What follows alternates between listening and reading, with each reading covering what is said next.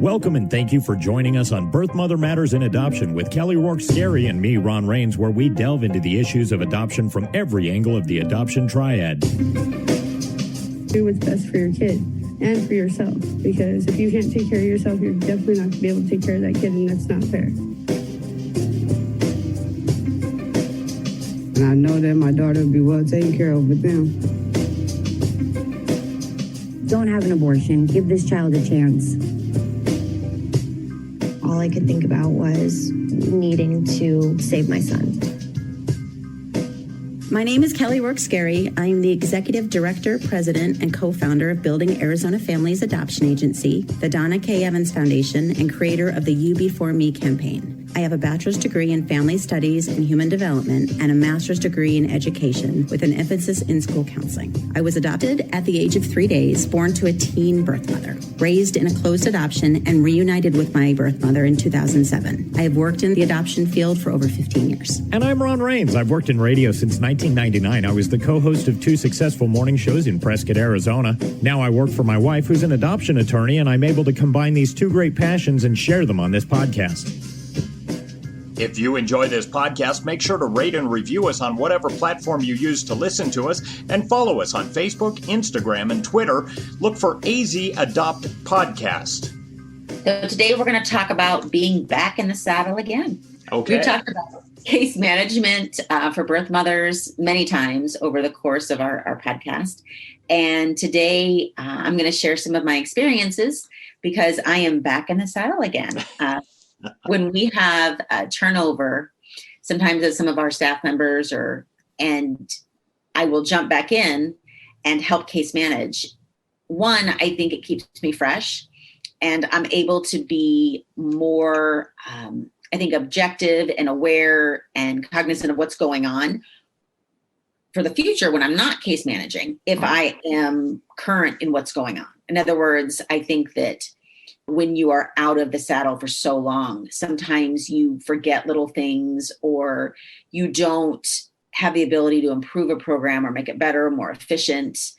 Some things that, people have been saying that this aspect of case management doesn't seem to be flowing right, or, me getting to go back in and drive the car, if you will, really gives me that ability to go and change things up. And actually, I have found so far so many things that I'm going to be implementing and changing and restructuring, which that part of working in the agency is probably one of my favorites. Well, absolutely. And you've always been very hands-on. I mean, ever since I've known you, you answer the calls when they come in initially to set up appointments and talk to these girls. You want to be that first point of contact, and you've always been that way. So I think it's good that you are getting your toe back in the water of the case management to just refresh yourself and remind yourself how it is on both sides of this.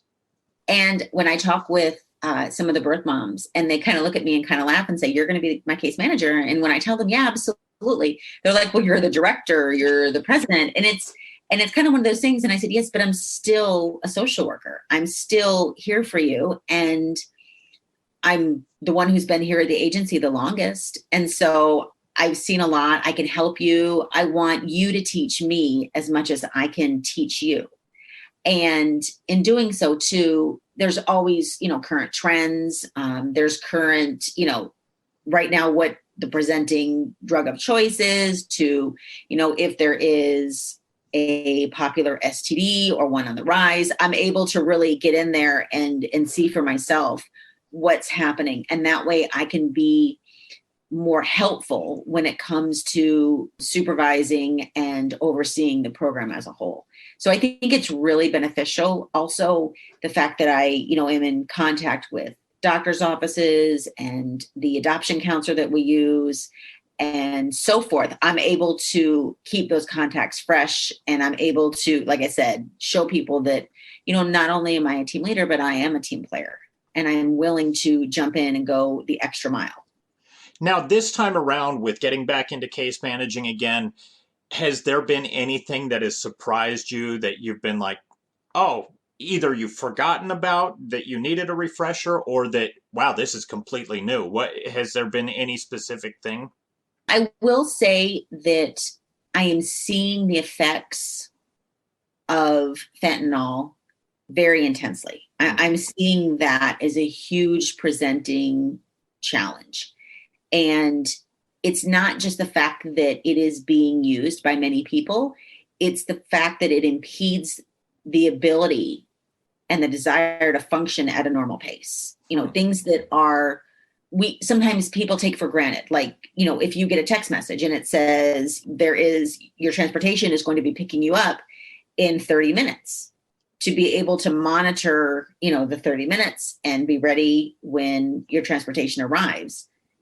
Sometimes that's not even feasible when you are using fentanyl, or when you are sent, that your transportation is arriving, and when you're finished with your appointment, you click the link so that they will then send the ride to pick you up and take you back to where you're living. And just connecting all of those seems to be really challenging.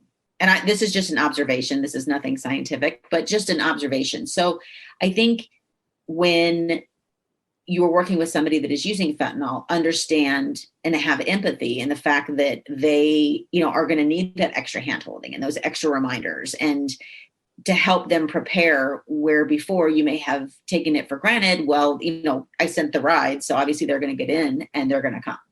Well, that's not necessarily the case. How do you handle that? Lots of text messages, lots of reminders, gentle phone calls, re-explaining without, being frustrated or annoyed, because again, I think the key to building a good relationship with a client is really just meeting them where they are. Right. We're there to help them with their adoption plan. We're not there to discuss their drug use and try to create, a rehabilitation plan. We can absolutely refer them out to an entity that does that. But in terms of our goal and our focus is really to assist them in securing their adoption. So I think that that's really important. That's always at the front of my head when I am working with them. Right. So when you're dealing with them, you've got to keep your eye on the ball and remember the end goal and go, okay, all these little side trips here on the sides, I can block those out and just help keep moving forward towards the actual adoption plan. Right. And I think that another thing, that I'm relearning and evolving in is the fact that our goal is to protect the adoption. It's to make sure that there's nothing that can affect it now or later. And like you said, keeping your eye on the ball and making sure that you are clearing that path so that the birth mother is having the best pregnancy that she can have, that she's going to as many doctor's appointments as you can get her to, that she is developing a relationship with the adoptive family, if that's what she chooses, and that she's just staying focused and she's getting the counseling that she needs, and that you're getting her ready for labor and delivery, and you're, giving her recommendations. One of the big recommendations that I have passed on, and again, this is just from my experience, is that the birth mothers who are afraid that they're going to bond with a baby and they're going to have a really hard time with their adoption choice is to see the baby for short increments, but a lot of them. So in other words, maybe have the baby come in the room every 2 hours for 10 minutes.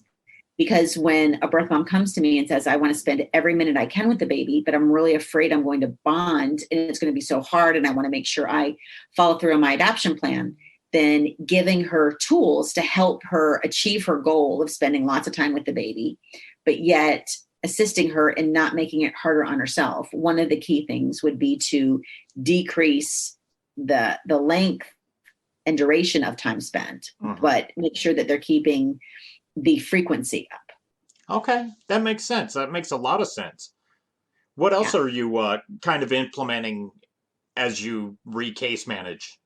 I have found that the key to staying organized and on top of a caseload is without a doubt creating a spreadsheet and making sure that spreadsheet becomes your go-to. So in other words, I work off of a spreadsheet and I am constantly updating it, changing it, adding to it, deleting to it. And what I am going to be doing is as soon as I think it's perfect, which I'm almost there, then and user friendly, then I will be disseminating the structure of it to case managers so that they can be using it as well for their cases. And that way you feel like when you can see everything at a glance, you then know, okay, this is where I need to head with this mom. This is what needs to happen with this mom. This is where we are. This is her last appointment. This is her next appointment. She still needs to be scheduled for this. So it makes things a lot easier when you can see everything all at once. And that makes a lot of sense. The most organized person I know, she is so organized. My wife, Lisa, she writes down everything, puts a list together, and that organization is vital. And she uses that every day. So I think that's fantastic. Yeah, I mean, we definitely tried different type of, spreadsheets in the past and so forth. But I think that in me being able to formulate it and then work off of it and see, because I've added and deleted so many columns that I thought, oh, I definitely want this in here. And then as I'm working through it, I'm like, nope, take that out. So it's really bringing me, like, I'm able to play with it and then try it out and see what works and what doesn't work. And that's been really, really helpful. I think the other thing that I feel that has been a really great refresher is adoptive families who are in an open adoption. They really want a lot of contact with birth mothers. And you have some birth mothers that also want that contact, or at least say they do. But in reality, when it comes time to make that phone call, they struggle. And it's not that they don't want to talk with the adoptive mom and dad. It's really more of a fear thing. They're still afraid of being judged. They're still afraid of saying the wrong thing. They're afraid that they won't be liked. They're afraid that, they won't come across like they're meaning to come across. And they may be at a different education level than the adoptive family. And they're worried that, that may come across, or they may use a bad word, or they don't know how much the adoptive family really understands about their situation. And so they don't. So there's all these factors that really play a really big role in their concern about connecting. And so they really want to be handheld through that. And so we found that they're definitely more willing, wanting, and desiring a phone call if we are there helping them. First of all, I want to point out that because we all have fears, and your husband, Adam, he taught me something a long time ago, and that's basically when you look at the world, you can't look at everything in terms of what could happen or might happen. You almost have to face that fear head on, and then the consequences come one way or another. And most of the time, those things never materialize. And so it really was a big impact on my life, because I was like, wow, all these things that I have in my head that, oh, that could happen, or this could, most of it's unfounded and never happens anyway. So I'm just kind of immobile. I can't move any direction because of fear. But once you kind of get out of that mindset, you realize it's not as perilous as it seems, That's funny that you bring that up. And that made me think of a funny story that I'll end today's podcast with. So Adam and I were in Hawaii about 2.5 years ago, and we went snorkeling with the sea turtles. And my husband has a deathly fear, no pun intended, of sharks. I mean, a deathly fear. And it was always my dream to swim with the sea turtles. And so, little peer pressure on my part, little assistance from the kids on peer pressuring him into doing it. But we finally got him to say yes. And so we booked our excursion so we could go and swim with sea turtles. And as we're walking, he would call it the gangplank, because at that point, you know what I mean? He feels like the pirate ship, right? Walking off the ledge. Yep. We're actually walking onto the boat. And I turn around because the captain is behind me and Adam's in front of me. And I said, hey, you guys don't ever see sharks. Because I was kind of hoping for some reassurance. And the captain looked at me and he says, all the time. And Adam turns around and his eyes are huge, right? Because this is no joke. I mean, my husband won't swim in a pool that doesn't have lights on because he's convinced that sharks are going to materialize. So, right. I mean, he's really afraid. And so the captain says, all right. so now I'm in damage control thinking, oh my gosh, how am I going to get them in the water? So I start saying, yeah, but they don't bite anybody. I mean, they don't. And he said, no, they're more afraid of you than you are of them. And so I'm smiling and I said, yeah, and they're probably really little. And he's like, no, not always, and he's, motioning that they, how big they can be. Pretty sizable, right? Yeah. And so I thought, ooh, okay. So, now I can see he's starting to sweat, and I've got my camera and I'm like, hey, we're going to take some really cool pictures. And he's just kind of looking at me, and I know he's, rewriting his will in his head and, thinking, does he need any last goodbyes? So we go out on the boat, and I wanted him to jump in the water first because I thought if I jump in, he's not going to get in. So he sits down and he's got his snorkel gear on and his fins, and he's sitting there, and I can see him looking at the water. And I thought, wow, talk about facing your fears. I was really impressed. Yeah. And I thought he's not going to do it because he sat there for a very long time and he looked into the water, and he did go in. And he said when he went in, the bubbles all came up. So it was kind of cloudy at first. Mm-hmm. And then all of a sudden it went clear, and he could see sea turtles and see, ocean life. Right. And I was so grateful that he didn't see a shark, I will say, on that trip. But he did face his fear, and we had an amazing time. And then after we got back on the boat, I was like, oh my gosh, that was so amazing. I can't wait to go again. And he said, no. I did it once. I went. But yeah, here's another thing about that too. Sometimes when you face your fears like that, the reward is so wonderful and such a new experience that the reward is well worth the risk. He said it was absolutely amazing, and he had an incredible time. He loved it. He just didn't know that he would ever want to do that again. Right. And I understand that, but he faced his fear. I'm proud of him. Yeah, I was too. So I think that's the same thing, with birth moms when they talk on the phone with adoptive families. Is sometimes it goes great and they can't wait to do it again. And other times they had a really good conversation and they really liked the adoptive family, but it was, it was okay having the one conversation, and they got everything they needed out of that conversation, and they're ready for the next step, and that's labor and delivery. And so I think that we can all learn from how people handle things. And again, no judgment. So this time around, as you're case managing, are you finding it just as rewarding as before? Yeah, maybe even more so, because it's a whole different style of case management. We're still dealing with COVID. Obviously, it's changed and it's gotten better, and things have relaxed a little bit, but we're still keeping all of our same precautions in place. So it is a different type of case management, and it's just as enjoyable, maybe more so in some aspects, because it feels like us, me, the birth moms against COVID, so it's kind of like we're on the same team and we're doing this together. So yeah, I would say very much so. That's awesome, because I'm sure there's people out there who would love to be a case manager and get into this kind of work.